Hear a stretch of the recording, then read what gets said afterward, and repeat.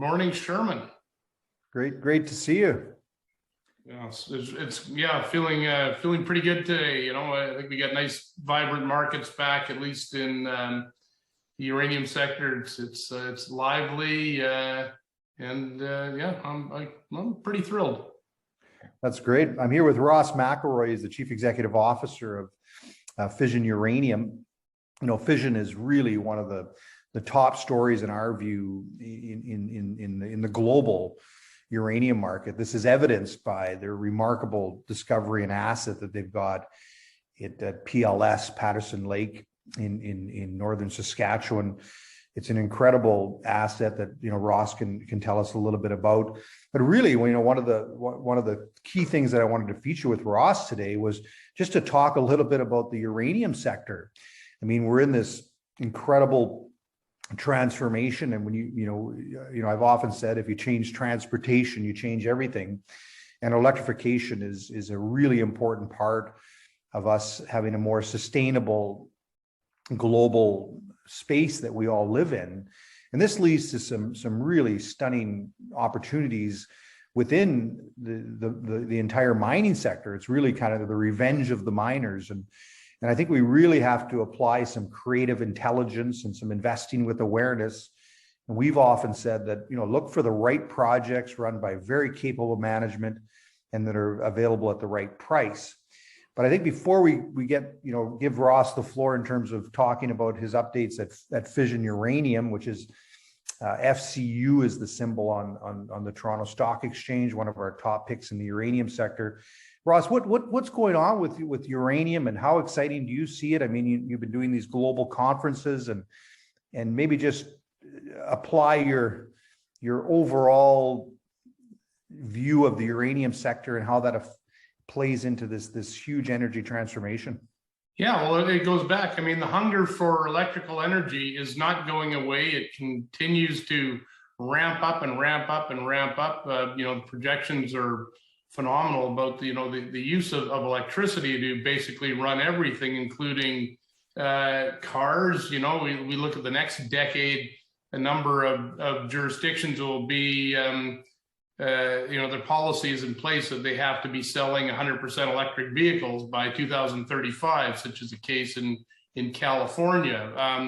They're not the only players. A lot of European countries are going that way as well. And so if you want to generate electricity to run basically everything, you also want to do it in a clean manner. And that's really where nuclear comes in. Nuclear is, it's an alternate fuel source to fossil fuels to be able to generate, this electricity.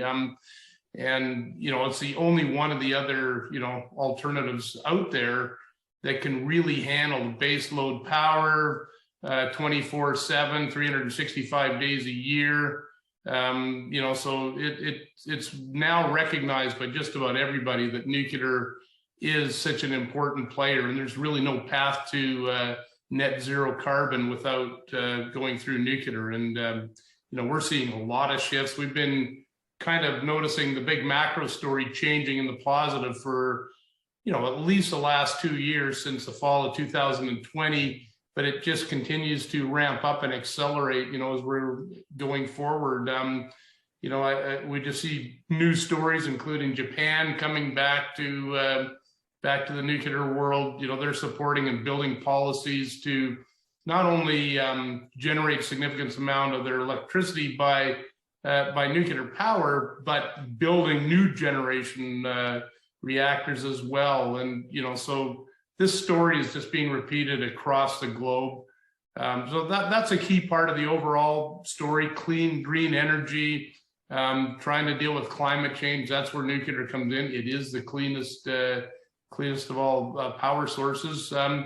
And so that's really where it fits in. And then you have the added complexities of geopolitical risk and strife, what's going on. And I think that puts a highlight on North American assets just above everybody else. So, I think going forward, the projects in Canada and the US will continue to garner, a great deal of attention. And that's really where we fit in our Canadian story.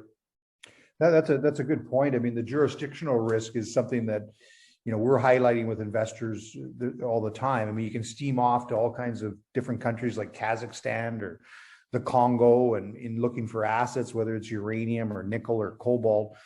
But I mean, I think that the market's really going to start to pay attention to the North American producers or North American exploration companies, and clearly Fission Uranium with its asset in northern Saskatchewan is really top drawer.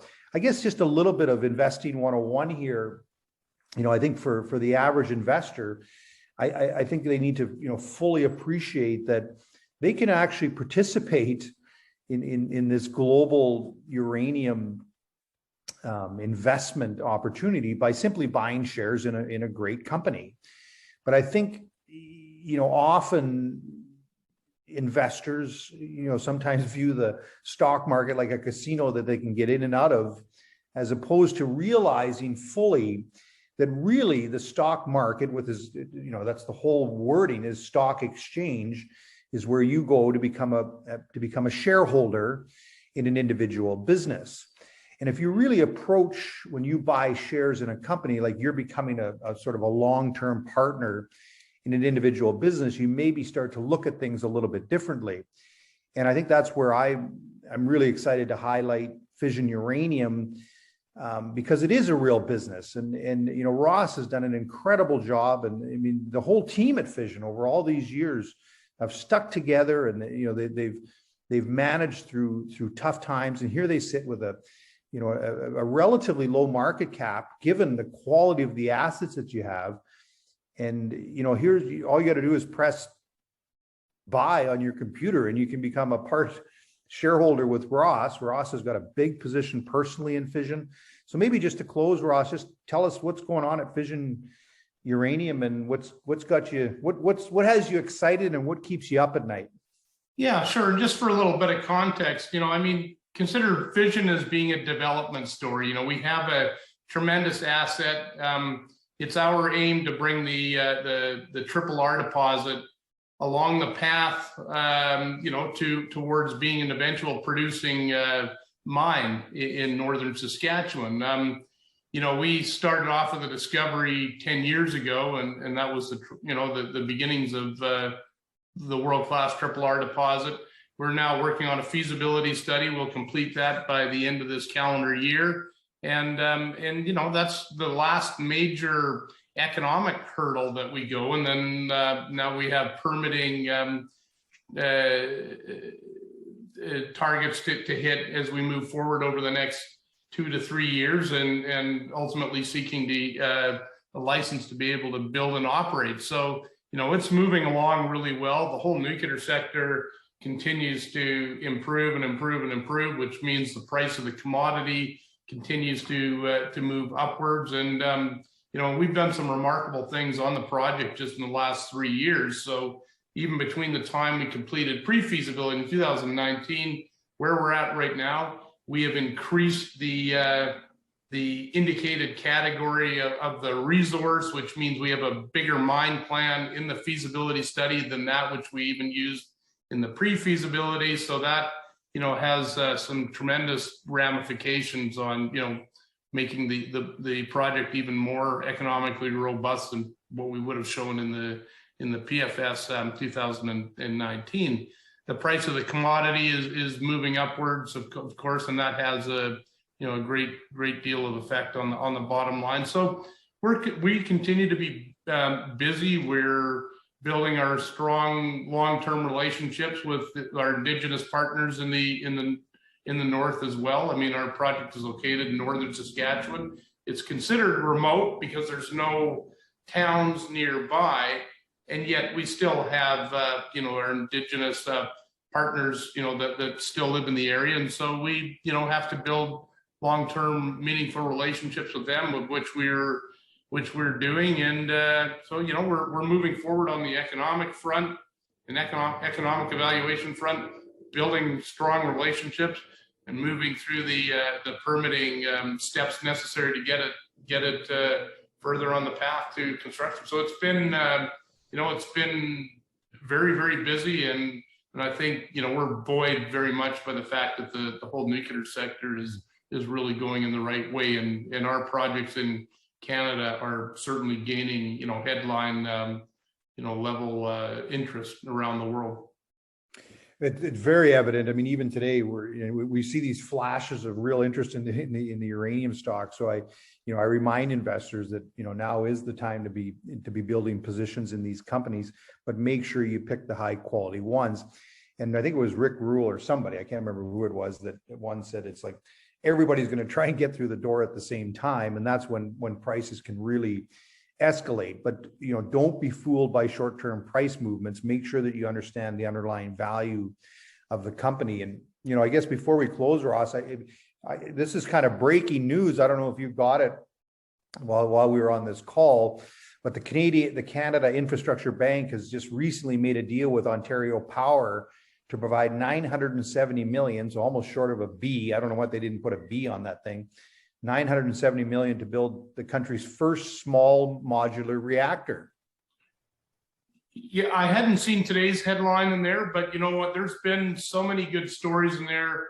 Ontario, Saskatchewan, I think it was New Brunswick. We're all trying to get to this point where they're developing SMRs. There's a great deal of support at the provincial and federal level, and just to put a point on that, I think the SMRs, the small modular reactors, are really the game changer in the whole nuclear sector. It's a real paradigm shift where you can build smaller reactors, to be able to be, put into places where you don't even consider nuclear power these days. In other words, smaller villages. The smaller a reactor is, the less expensive it is on a per unit energy to build, but it's also safer. And you can put it in places where you would never consider a big, large scale, say 1,000 megawatt reactor, such as you have, near high population